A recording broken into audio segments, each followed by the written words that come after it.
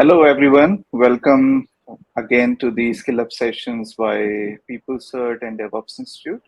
This is Dheeraj Nayal, Head of Corporate Development at DevOps Institute, the host and moderator for this session. And today we are having a great set of panelists joining us from the industry to have a roundtable discussion on the topic of optimizing costs through project management. And we will be discussing various strategies for efficient resource allocation and budget control. So before introducing the panelists, some housekeeping items. If you have any comments, any queries related to the discussion or in advance, please feel free to use the chat section and I would be happy to incorporate it as part of the discussions. So to introduce the panelists, I would first of all like to invite S. Ramani. Ramani, thanks for joining us. If you can please provide a brief introduction about yourself for the audience, it would be really helpful. So over to you, Ramani. Sure. Thanks, Neeraj. Good morning to all. My name is S. Ramani. I have over 30 years of experience in project program and portfolio management. I mainly come from consulting background. I was working in PwC consulting for a long time and managing large mega projects across continents, etc. If you look at it, our specialty in from GRT consulting is more from advisory, assurance, and also into assessment services. So one of the best practices we do from Axilos, PMI, EPMG, and other best practices, we look at the consulting as well as assurance services for multiple clients in various regions. I'll be with you. And one of the things we'll also give some teasers as well because we want to make the session very interactive. So we would like to actually, when the session is happening, we'll be posing you some queries in the chat session. So keep on answering based upon your experience so that you can also share your live experiences and others can also see and interact. Thank you, Neeraj. Thank you so much, Ramani. And like Ramani was mentioning, we want this session to be as interactive as possible. So please utilize the chat channel and we'll be happy to incorporate all these discussions as part of this session as well. So next up, I would like to invite Sunil Mehta. So Sunil, thanks again for joining in. If you can please provide a brief intro. Yeah, good morning. Thanks, Dheeraj, for inviting this. It's been an interesting journey looking at the queries. The organization that I belong to for everyone is Quinn Consulting Services, probably doing assessments and consultancy in the area of project management, service management, governance, and all. Today's topic is very interesting. Resource and cost optimization is one of the key areas of project management, and I look forward to an interesting discussion today. Thanks, Dheeraj, and thanks the panelists. Thank you, Sunil. And absolutely, I think based on the dynamics around the economies of the industry, I think the cost optimization and the project management is of critical essence. So really looking forward to the discussion. And last but not the least, would like to invite Nitin. Nitin, thanks again for joining us. If you can please provide a brief intro about yourself. It's a pleasure of being here and trying to be a part of something that we really have to be talking about. So again, I am an independent consultant and it's been around 15 years that I've been working in the industry, taking care of project management and service management consultancy and delivering training. So I've traveled across the globe, understanding different ways how the projects are being delivered, understanding the resource optimization, and definitely looking forward to an exciting session wherein we surely can share the experience in terms of what we really bring to the world and how we really try and understand the same concepts together. Absolutely. So thanks, Nitin. So like I was sharing initially, so we have a great group of panelists, industry leaders, which are joining in today. And the main topic, like I was mentioning, is the cost optimization through project management. And as part of the discussion, this will focus on techniques to enhance cost efficiency in project management. And also we'll discuss some of the techniques and tools which are available through framework like Prince2, so that it provides a holistic view for the audience as part of it. So to kick off this session, one of the key areas which we would like different perspective from each of the panelists here about why stakeholders don't like surprises and how to make sure that there aren't any within the project management as part of different organization. So I'll start with you, Sunil. Based on different clients between from different sectors, you have worked over the period of many years now. So what are your views from that side? Because stakeholders uh, makes the actual buy-in when talking about project management and different resources associated with it. Would you like to share your experience and inputs around this, please? Oh, absolutely. So I think there is nobody likes surprises. We like the project to go very smooth. The whole concept of the project is that it should have a kind of a decided start date and a decided end date, and everything in the middle should go as per plan. But that's the ideal situation. Things really don't go as we planned. There are so many challenges that any medium, large, or a small project faces. But as far as stakeholders are concerned, are the set of people who manage and make sure the project is a success, right? So at any point in time, there needs to be updated. Their need is to be, I need to know what's going on with my budget, what's going on with my timeline, what's going on with my resources. And by resources, I just don't need people. A lot of time we think resource just means people, right? The people at the right time. But resources also mean all the artifacts that you're using. It also means the budgets that you're using. It means, all the tools that you're using to make the project a success. So I would like to know what's going on. Is my project on time? And what's the current issue? Is it issue that I'm not able to get the right people at the right time because of budget? Is it because people are overworked so they're not available?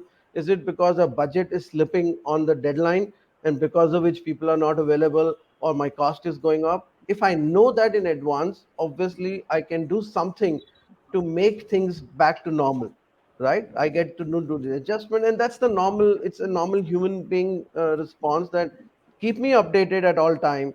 And that's a big issue. Communication is one of the not so strong points in projects, because if we are not doing the right thing, people don't want to let everybody know that we are not on track. And that's where this mistake starts, and we start kind of hiding things and doing less communication, and we are not being upfront, and that affects everybody. And if we are upfront, we tell people what's going on, we keep them very transparent in terms of all communication, things would be very, very different. So I would say one of the most important things for me in most of the projects that we do is about keeping everybody updated. There has to be a very clear channel. So like when we do agile, we use a lot of agile stuff. So we do these stand-up meetings every day on the project. It's like a 2 to 3 minute thing, but we just cover on three areas. Are we on track, whatever we discussed? Are we on budget, right? And what's our status on the resource availability, right? Are we going on? And if we are all green on that, then we go to the next day. If you're not, then we take another 10 minutes to discuss and take a quick action. And that way everybody is involved, everybody is updated, there is an MOM which is shared, and it's all on the system. So I would say yes, it's important. Communication is the key to make this a good success. Absolutely, and thanks for sharing that, Sunil. Because, like you were mentioning, that surprises, unexpected events, or changes can have a significant impact on the project success, the overall budgets, timelines, and then the overall objectives. So, really appreciate you providing that kind of perspective from the management and from the leadership side as well. So, I'll now go to you, Nitin, to share your perspective around what you think that why stakeholders don't like surprises and how to make sure that there aren't any. And maybe you can also share some perspective from how Prince 2 kind of mitigate and provide assistance to the leaders to manage that as well. So over to you, Nitin. Neeraj, again, very rightly said by Mr. Sunil. Again, I absolutely agree to the facts that have been stated. See, a simple understanding when we talk about stakeholders is it's an open world. Anyone who basically can be impacted or is impacted is called as a stakeholder. So it can be team members, it can be the sponsors, it can be the project managers, it can be the executives. Within the Prince 2, again, we have 4 levels of management that we talk about. So starting from the team manager, project manager, the top executive, and then we talk about the board. So this is again corporate again. So this is where we have to be very simple. The best perspective of what Prince 2 defines is we have defines the tolerance for each level of management. So the only perspective of not having to come up with surprises is we are making sure that we can conduct daily meetings just to make sure that we, as and when we have engagements with our team members, with our stakeholders. So the basic reason behind having this engagement or preparing a communication management plan is just to make sure that yes, we are well versed in terms of what is happening and we avoid the last minute surprise. So again, we have a plan for the surprises. Also, we define basically the level of tolerance that we have for each level. The purpose of that tolerance is just to make sure that anything that goes beyond your authority, or you're thinking that you will not be able to manage any of the aspects of projects like time, cost, risk, quality, benefits. So you'll have to make sure that you escalate it to the next level so that we can work out on the responses before it's too late. So, issues, risk, challenges, impediments, obstacles, these are a part and parcel of every project. That's on us as in, individuals who are managing the projects that we keep the sales steady. Hindrance, problems, it's a world wherein you just cannot avoid it. The name itself, uncertainty. So uncertainty is simple. Again, it can be a part of any work that we're doing. So we are not too sure when the internet disrupts this ongoing session, and that's basically one of the surprises that a stakeholder can get.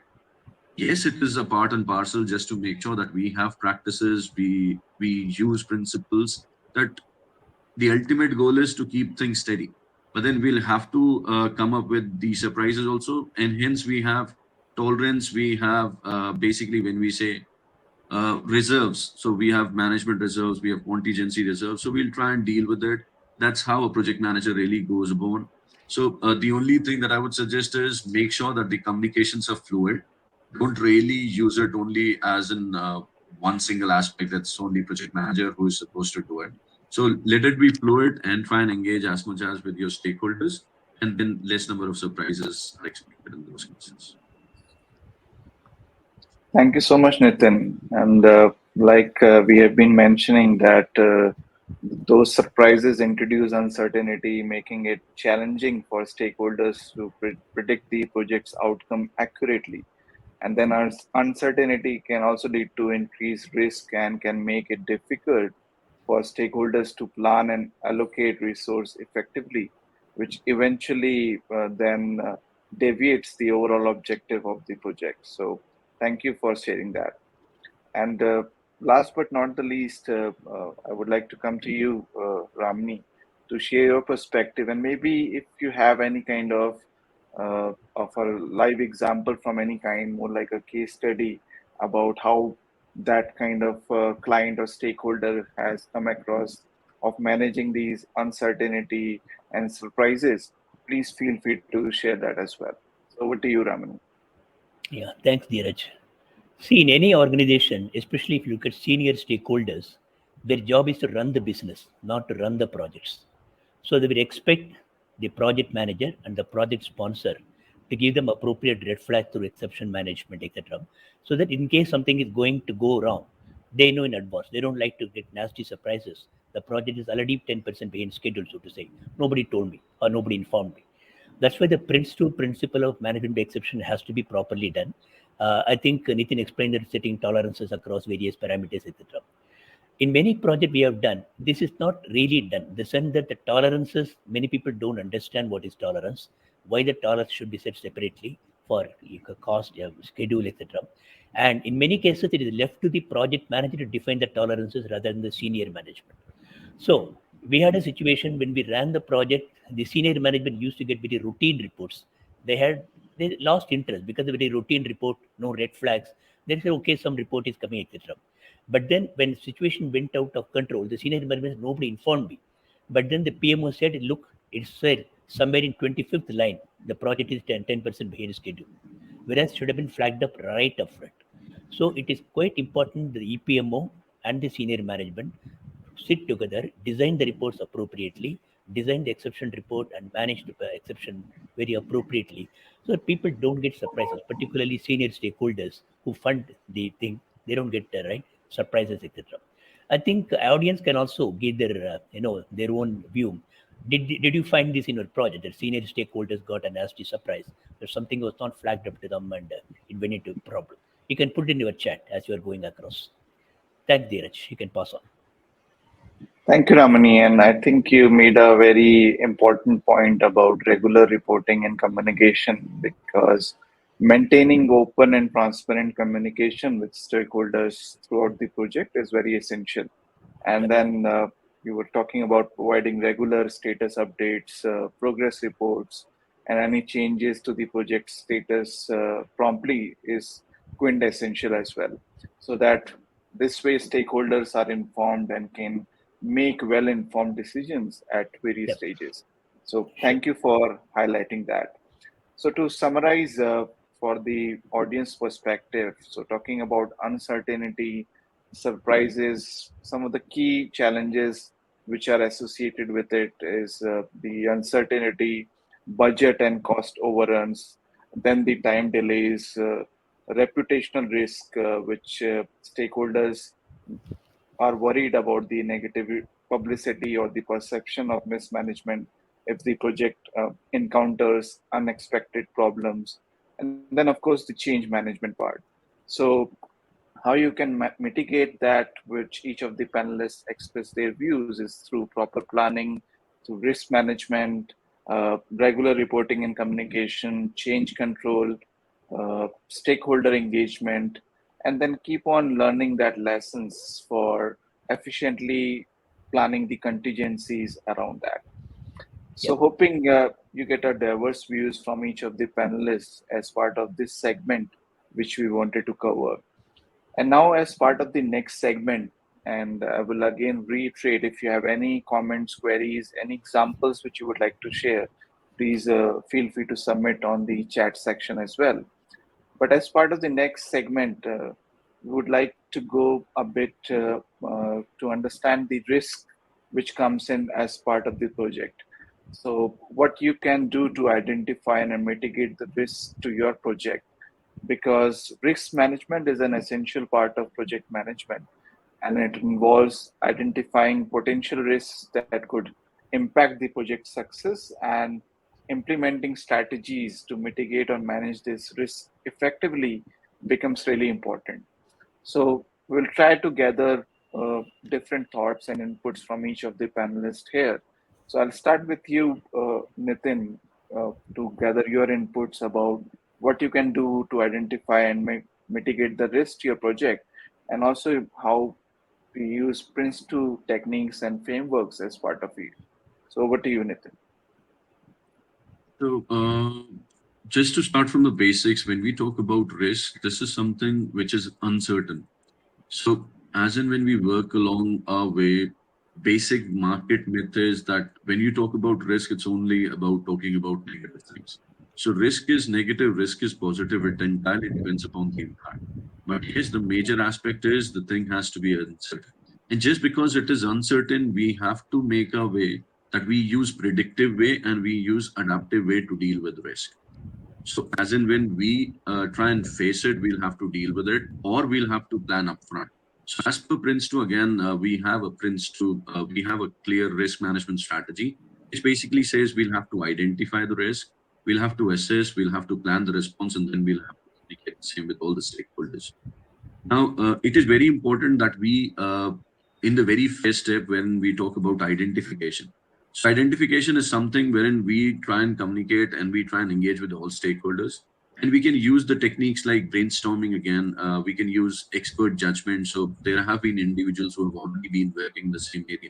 So let's not really go ahead and dig new things. Let's try and ask from their experience.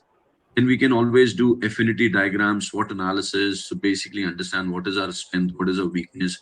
And then for the opportunities and threats, which is basically what my area of risk is, let's try and pin down whatever we know. And most of the times it's more about document analysis. So you already have certain assumptions when you start your projects. And then as in when you progress, these assumptions leads to the risk, just because you don't really find those assumptions really working in your environments. So with Monte Carlo simulations and all, we have quantitative and we have qualitative techniques also. we can always have ourselves something called as a checklist or a prompt list, wherein we know these are the specific areas wherein the risk can really come up from. So yes, these are the important techniques that has been prescribed, wherein we can use all of this to identify risk. But again, I would like to again stress on one simple aspect, that it's not only about identification of risk. What we do is we don't really focus on documenting things. There is a risk that I know, there is a risk that the other stakeholders know. What if we do not pen down these things? So it's like we are managing things. There are too many individuals working on the same thing. So it's always good to have a centralized document like risk register. Let's basically populate it with all the information that we can gather from all the stakeholders, and then try and evolve this document as a most important document, wherein we can define the responses, the owners of that risk, define who would be working, who would be actioning onto it. And definitely, yes, we are talking about contingencies with regards to risk. So we can always have management risk, management reserves, and contingency reserves been basically planned for all these types of risk. And as stated earlier, again, risk can be positive, so we'll have to always optimize the risk responses. So it's not always that we say we want to avoid or we want to reduce the risk. We'll have to maximize also, we'll have to minimize also. That entirely depends upon what is the situation. So just a normal example, again, the internet may go down. So as in when I say internet may go down, there can be a disruption to this training. So yes, we were well planned that yes, this can happen. So we already have an alternative that yes, let's have a backup. We'll basically connect from our mobile phones. We'll switch on whatever possible, and we'll try and get back. So this is something that we'll have to be aware of. We'll just have to keep our eyes and ears open and try and manage our stakeholders' expectations. Risk is definitely something that is a part we cannot avoid.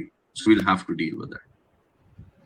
And that's very well explained, Nitin. Really appreciate that because, like you were mentioning in risk identification, so risk have different categories like technical, financial, organizational. And once you identify that, that helps systematically identifying risk in different areas. Then you can work on that contingency planning, have that response planning as part of it. So I would say that was one of the skill up highlight, which we call it as part of different views from the panelists. So thanks for highlighting that.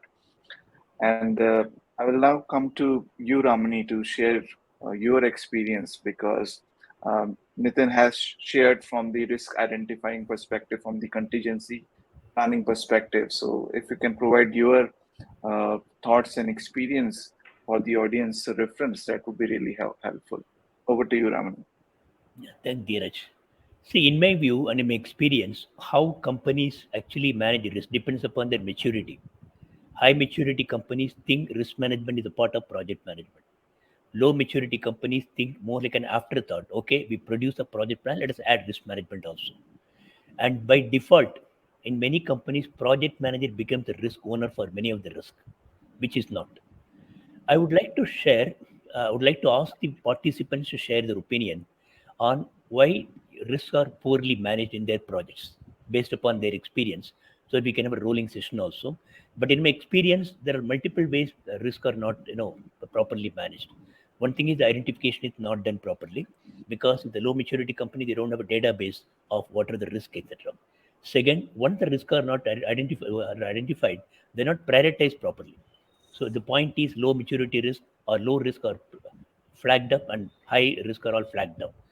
But more importantly, they are not actually actioned upon. By default, it comes to project manager or procurement manager in some cases. So it's not really actioned upon them. But once a high maturity company goes into, they got databases, they can apply Monte Carlo and other techniques to find out what is the impact of risk on their project, actually building contingency reserves as you go across. We have seen it depends upon whether even large companies, when there is low maturity, they think risk is something which can be thought about it, which can be even, it can be just, taken care of on the fly. But high maturity companies take care of the risk and then actually put in the contingency measures beforehand rather than waiting for the issue to happen.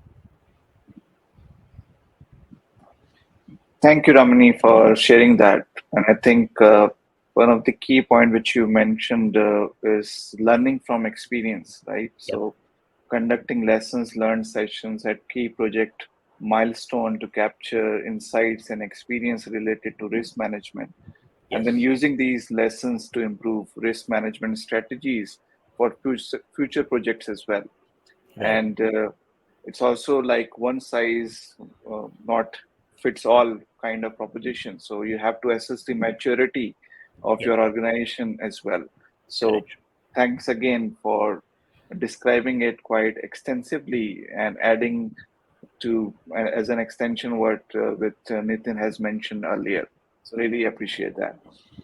And lastly, over to you, Sunil, because you have been engaged with various stakeholders, with different CXOs, the PMO heads from different organizations.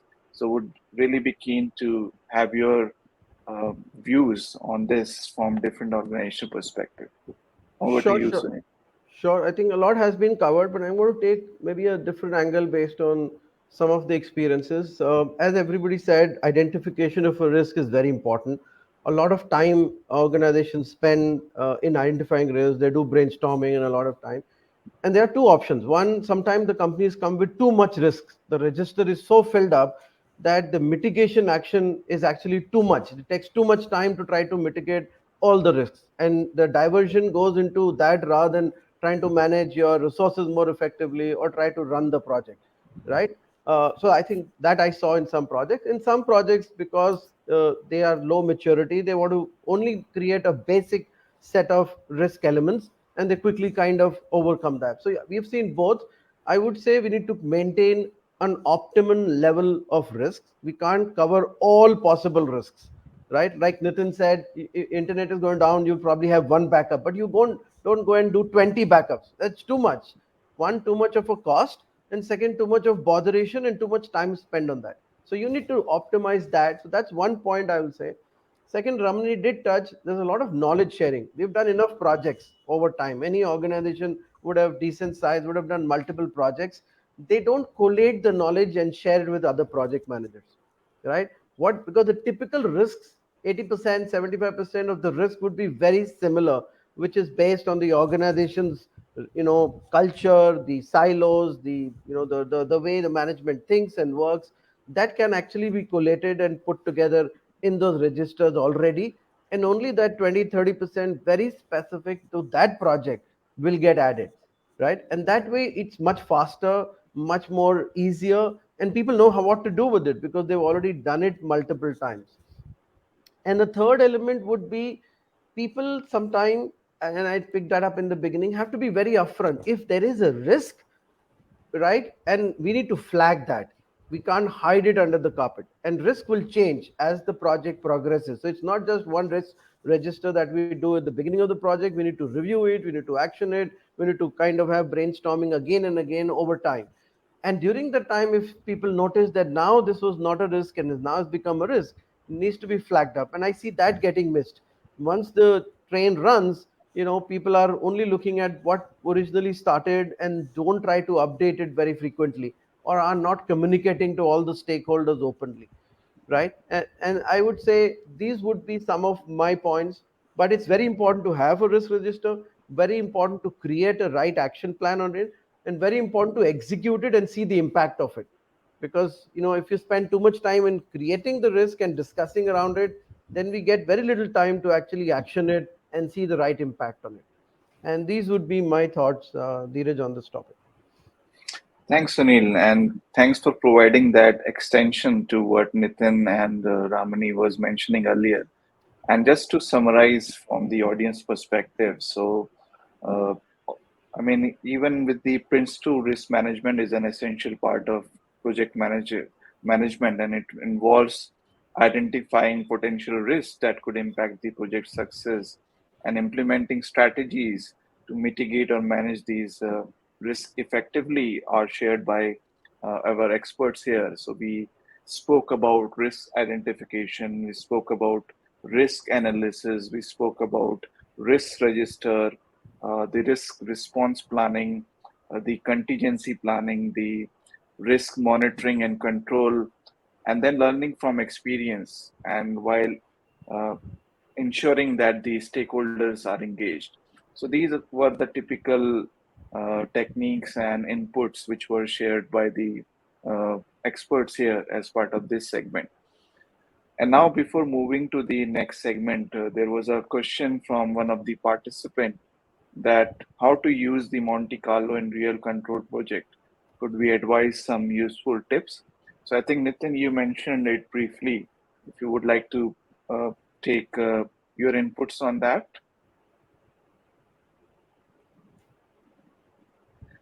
So you're on mute, Nitin.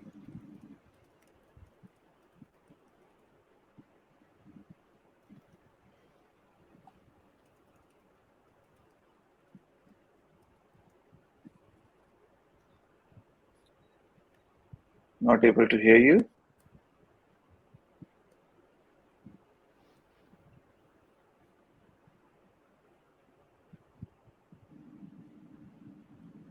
Can you hear me now? Yes, we can. Okay. So I was just saying again, I was in communication with the person itself. So when you talk about Monte Carlo, first of all, it's a simulation technique, right? So we're trying to simulate the environment wherein what we are doing is we know that risk would vary with time. So during different phases, risk would have different impact. We just don't really want to stop in one sample. We'll have to repeat the work just to make sure we have random samples. And that is absolutely the purpose of the simulation technique. So we are trying to acknowledge that an issue for an simulation technique, which is basically, again, when you talk about risk, there's an impact, there's a probability. So the probability of varying outcomes cannot firmly be pinned, as in when you're talking about random interferences. So we'll have to repeat this just to make sure that, yes, we get the variation as in how it really works with time. And again, normally, as in when I really work out in my session, so I basically tell them, yes. So when it is about a simulation technique that you're using, we should always get our hands dirty and understand how this thing would actually work in the real environment. So this is where we have to make sure that the simulations that we really create are open to different variables and not just pinned at one instance of a project.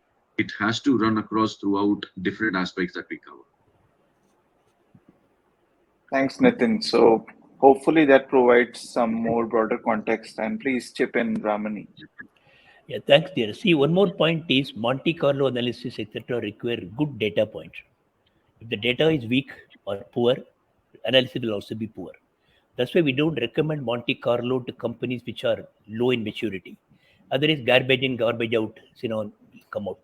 You need to have a good data points. We need to have a maturity level close to 4 in CMMI or P3M3 to get this out. Yep. Thanks, Ramani. So I think this would have provided additional context for the participant here. And like we shared initially, please keep on adding your inputs, comments, further questions about anything which you are trying to understand more. And before we move to the next segment, just briefly would like to touch upon how is human capital impact overall project delivery since it was submitted by participant. Although we have a dedicated panel discussion planned for this theme in the times ahead, but it will be definitely be interesting to know different views, if not at a broader level, but more at a brief level from each of the panelists here. So we'll start with you, Sunil, to share your views on this, please. Yeah, I think this is a very big topic. Over the last 10 years, I've seen a lot of emphasis, not just on the formal Prince 2 certifications and Prince 2 Agile certification, but a lot of effort has gone into building the basic human skills in people.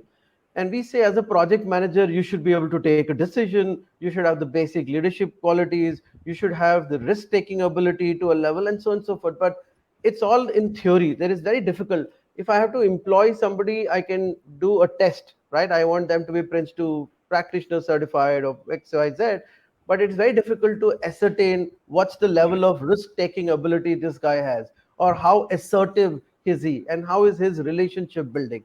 So what we have done is we've created some psychometric assessments, right, which kind of checks on few parameters which we felt were important. One of them is assertiveness of the person. The other is the risk taking ability of the person. the relationship building ability of a person, because you need to be able to work with your team and take tough points.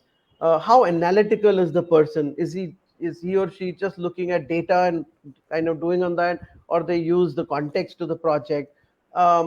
What level of multitasking the person can do, fast paced multitasking, because in this world, he's the project manager is thrown with 20,000 different things, and he or she needs to make sense out of it and in a calm way take decisions. And that's where emotional intelligence comes in very handy.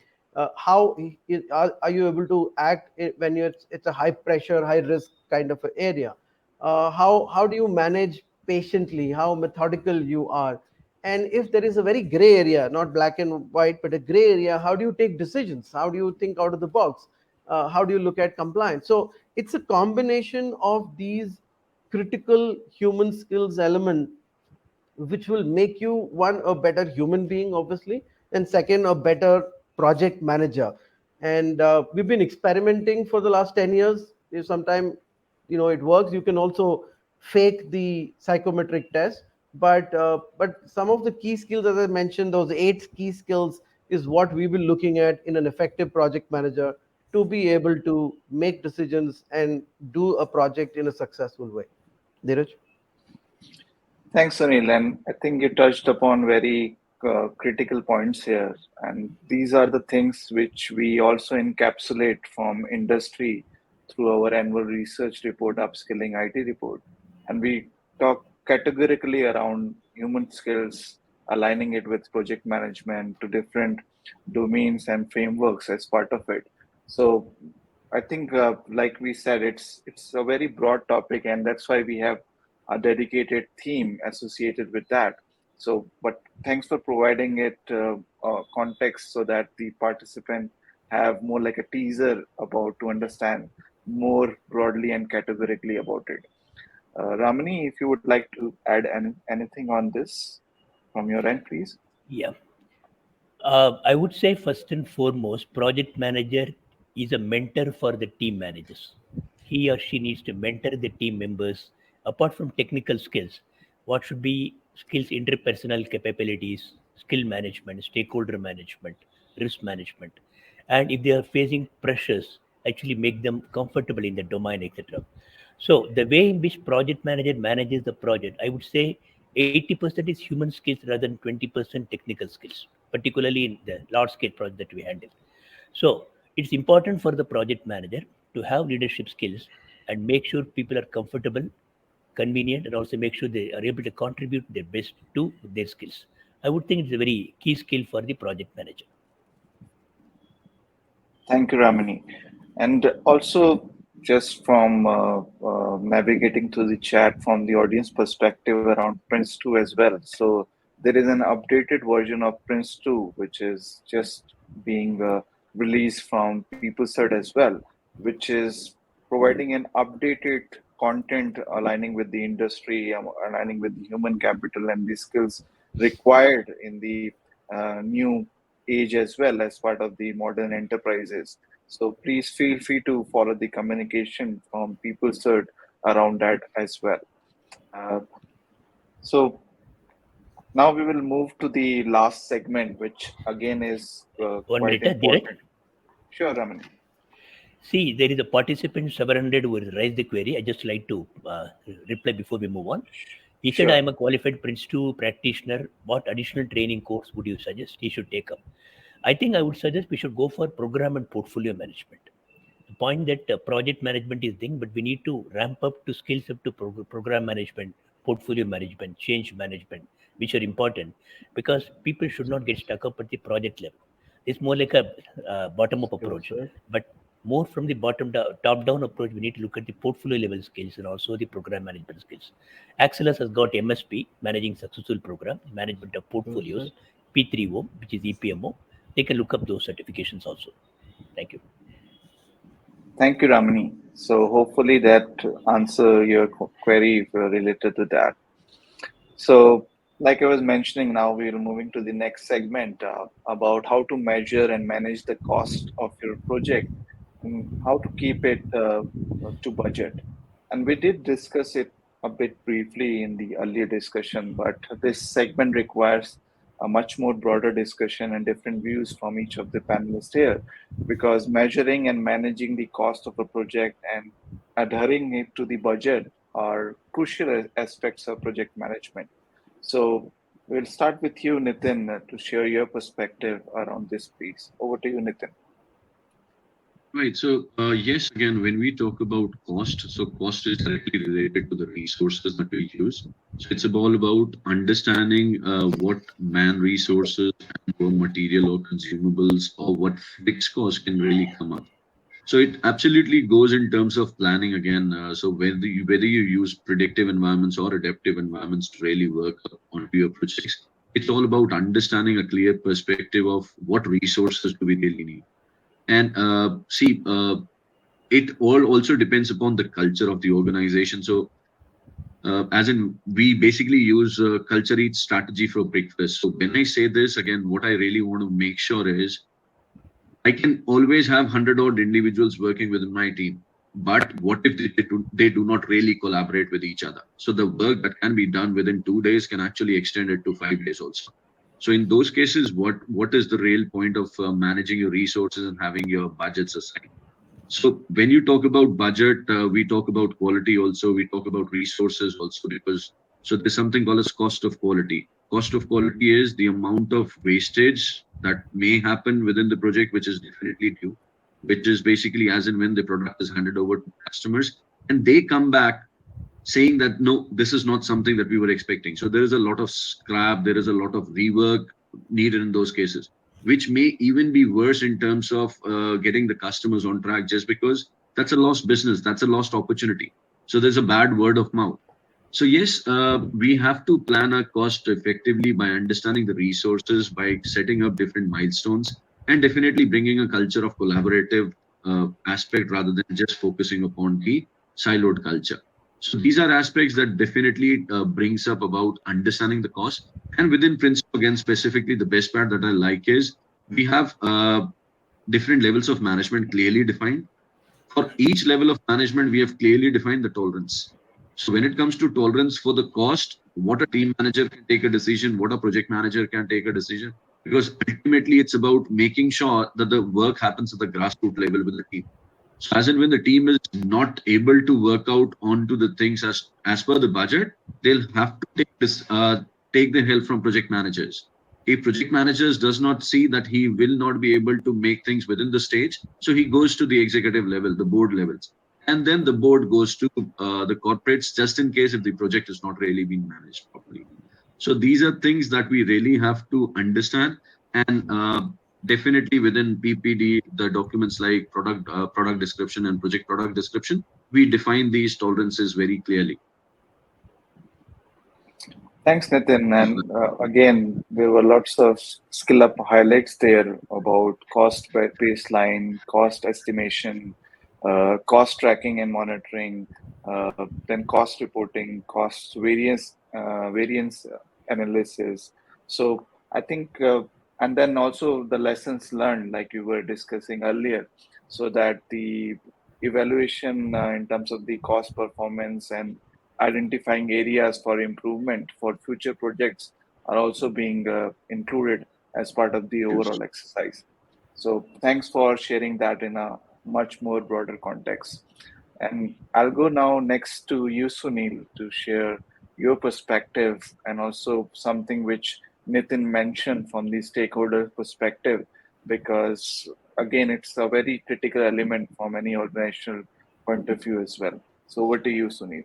Yeah, so I'm going to take another angle because Nitin talked about while the project is going on, how do you really manage the project? I'm going to go one step up because sometimes when you look at the project itself, right, and Ramani talked about program management. So I'm running a project, I want to make X percent as a business, I want to make X percent profit, and I give a budget to that project to that level, right?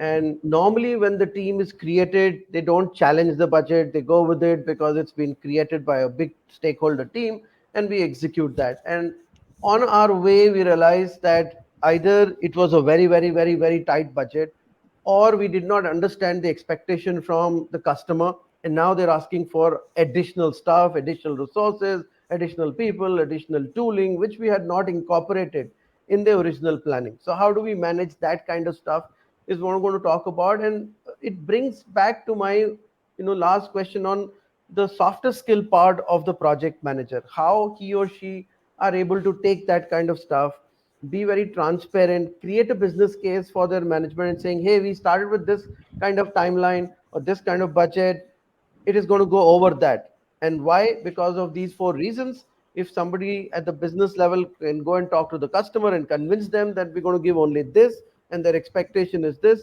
we are fine with this budget, right? So that open discussion with some of the senior business stakeholders helps to kind of go back to the customer and explain. In my experience, we've had a few projects where we did not the expectation did not match, and we went to the customer and explained to them saying we need 20% more money from you. Why? Because you've added A, B, C, D. This we can do okay within the budget. This we need a separate purchase order because this is not agreed.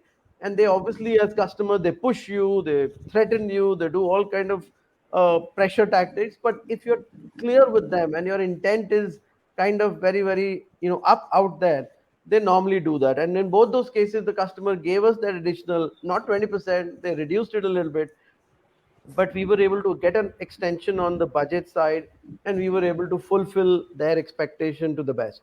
So I would say understand the budget fully, don't just accept everything, see what is the output expected and are you able to deliver within the budgeted money and the budgeted time that have been allocated. So those would be my thoughts, Dheeraj. Thanks, Sunil. And like you explained, creating a detailed budget is very important, and that is also being included within Prince2 as a framework as well. Because developing a comprehensive budget for the project during the initial stages, and that budget should include, like you were mentioning, all anticipated costs such as labor, materials, equipments, overheads, contingencies, and so on and so forth, so that you are able to break down the budget into individual cost components to have a clear understanding of how the funds will be allocated as well. So thanks for providing that broader context around that. And last but not the least, over to you, Ramani, to share your perspective. And again, I think the maturity of different organization is also a factor, like you have been mentioning time and again. So please share your inputs around this as well. Thanks, Dheeraj. See, in my view and experience, I think 80% of cost management is time management. I know that companies, if there is a 10% time overrun, it will be at least 15% cost overrun, if not more. So if you're able to manage that time very well, along with resource cost, the job is done to a large extent. A lot of tools available, critical path management, PERT CPM, now virtual meetings, etc. But the major point I would take on with what Sunil said.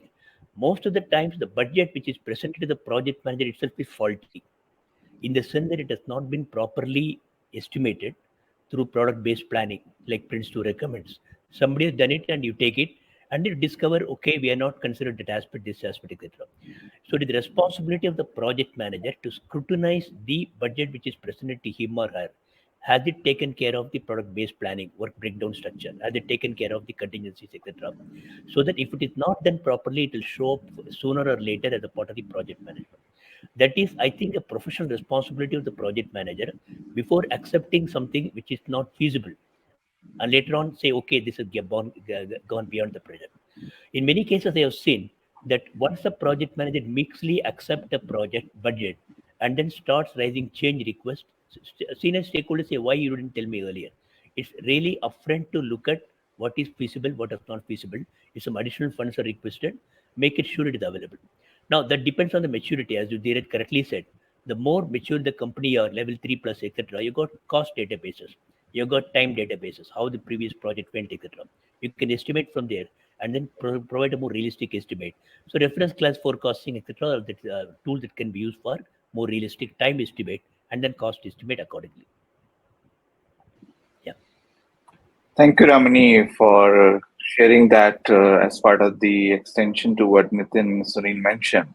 And to summarize for the audience perspective, so we spoke about creating a detailed budget, talking about the cost baseline, the cost estimation, cost tracking and monitoring, the change control, the cost reporting, the cost variance analysis based on different stages, and then the resource management, the risk management, and lessons learned, because conducting lessons learned sessions at the end of the project to evaluate cost performance and identifying areas for improvement also helps in future projects. So, like explained by each of the panelists here, by diligently applying these cost management practices, project managers can measure, control, and manage project cost effectively while increasing the likelihood of delivering the project within the budget and meeting stakeholders' expectations.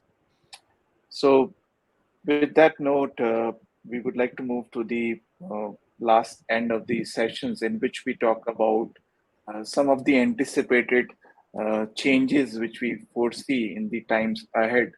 Typically, when the new technology comes in, like generative AI has been so much in hype, and that also been included in some form in the updated version of Prince 2 as well. But it's also essential to understand different views from each of the panelists about what they think, let's say, within the next 2 to 5 years, how the project management as a domain will evolve, considering the different hypes and evolution which we are witnessing within the technology space as well. So we'll start with you, Sunil, if you would like to share your perspective, having been in touch with various industry and organization as part of it. So you're on mute. Yeah, so sorry. If you look at the positive side of the generative AI, obviously there's a big negative side. I think it's going to change the way we work. It's going to change the way we take decisions. It's going to change the way we communicate with each other, right? Because a generative AI or AI in general is going to do a lot of analytics, which takes hours for us or the tool to do, and they'll be more proactive. So, for example, we talked about risk registers. According to me, maybe 80% of the risk register would get automatically populated when you create a project plan, right? They will be able to, the AI should be able to figure out based on your organization dynamics, what's happening in the world. There was a question from inflation from Nigeria. So all that would be considered, right? Your current skill set, your current tool set, your current mindset, all these three things together, your risk register would come in, and it'll come back and saying, hey, this project doesn't work. Like Ramni was saying, you are 30% below the threshold level. This is a very aggressive budget that you've taken. Please go back, and these are the 8 points. Go and talk to your stakeholders, go and talk to your customers. So I would say it is a very good supporting, I would say, tool for us to be able to think ahead, right? In terms of our projects, in terms of people. That's one. Second is it integrates. It's also a knowledge base, right? I'm trying to search my knowledge within the set of 5, 7, 20, 80 people in my project, but AI helps us to knowledge across millions of people, and that gives us a best practice. And that's why Prince 2 is so critical, because it collates all the best practices of people in it. Now I'm going beyond that and saying what is going on the market, what's going on as we speak, and try to collate that best practice and start using it. And if it's working for majorly people, it should work for me as well. So I would say I'm looking forward to it. There are huge tools alignment with generative AI, which is happening right now as we speak, on creating project plans, in creating risk plans, in creating resource mapping, in finding out what will work, what will not work before it actually happens on the floor. And that's a very interesting area to go in. How much of it actually happens, we still have to wait and watch, but I'm very, very excited and looking forward to it. Definitely, Sunil. I think AI has brought different level of excitements in different domains for sure. And within the project management, there is a lot of scope of improvements and automation that will bring along with it. So it will definitely be interesting to witness that. Over to you, Ramani, to share your perspective around the evolution of technology with project management, let's say in the next 2 to 5 years. Thanks, Dheeraj. As Sunil explained, I think AI and Chat GPT etc. are going to revolutionize project management. A lot of information sharing will happen. A lot of tools are going to appear which you can simulate what is going to happen for the cost management. But I would think that still there will be a lot of imponderables will remain. You can't expect 100% prediction in many cases, but we can expect better transparency, better information sharing, learn from experience. More people are able to share the databases rather than keeping with themselves. So it will become more robust as we go across from what will be going to become the project cost estimation, how to actually contain a cost estimates, etc. It's going to become more transparent and open. That is the challenge, and also with excitement we look forward to. Right, and rightly said, Ramani. I think AI offers numerous advantages in project and program management, but it's also essential to acknowledge its limitations as well, Yeah. because typically Gen AI models might produce plausible sounding texts, but they lack true understanding and critical thinking abilities, as of now at least. So I think therefore it is crucial to use AI generated content as a supplement to human decision making and expertise rather than a substitute. So thanks Yeah. for highlighting that. Over to you, Nitin, to share your perspective around AI, project management, what you are witnessing from your personal experience as well. Sure. So, when it comes to technology, again, my gentlemen have already spoke about AI, but beyond AI, again, there's a lot of automation that is happening. So we are basically making sure that humans are basically wisely used. Why do we really use humans on things that are repetitive in nature? So we'll have to understand wherever possible. Let's try and remove human intervention, which basically removes certain errors that are based on humans. And then beyond that, we are basically scaling up in terms of having a better productivity, having better availability, and we are basically making sure we are cutting down the cost as well. Yes, DevOps, when you talk about DevOps, when you talk about continuous integration, continuous development, and delivery. So, technology is definitely changing again, as I said earlier also. So, it's on us as humans that we'll have to keep a par with the latest trends. If we do not really go ahead and adapt ourselves as per the technology, so yes, definitely the automation will take care of what we do, and I don't really see my future in terms of the next 5 years, just because if I do not adapt with this technology, there's no way that I can basically go ahead and be a part of future. So without a choice, we'll have to adapt, whether it's AI, whether it's DevOps, whether it's automation. We'll definitely have to talk about it. That's very well said, Nitin. So, continuous improvement and continuous learning is quintessential in order to keep on evolving as the technology is evolving, because it's really vital to strike a balance between automation and human involvement to achieve successful project outcomes aligned with that. So, thanks for highlighting that. So, with that note, we come to the conclusion of this session, and the overall session recording will also be available on demand for anyone who have missed out in bits and pieces in some of the sessions. Meanwhile, you can also share with your friends and colleagues who would like to benefit with the discussion which we had today. And we will keep on having new themes as part of this project management skill up sessions, and that's what we call it, advancing your new skills, knowledge, ideas, and learning as part of skill up sessions. So thanks again to each of the panelists here. Thank you, Ramani. Thank you, Sunil. Thank you, Nitin, for your valuable time and inputs as part of this session. Really appreciate it. And Yeah. thanks again to all the audience joining in from different time zones all across the world as part of this session. And hopefully, you were able to get a lot of learning as part of this session and to also share it within your network overall. So, thank you so much once again. We will see you in the next Skill Up session next month. Thank you once again to all the panelists. Thank you all. Thank you, Dheeraj. Thanks. Thank Dheeraj. Bye-bye. Thank you, panelists.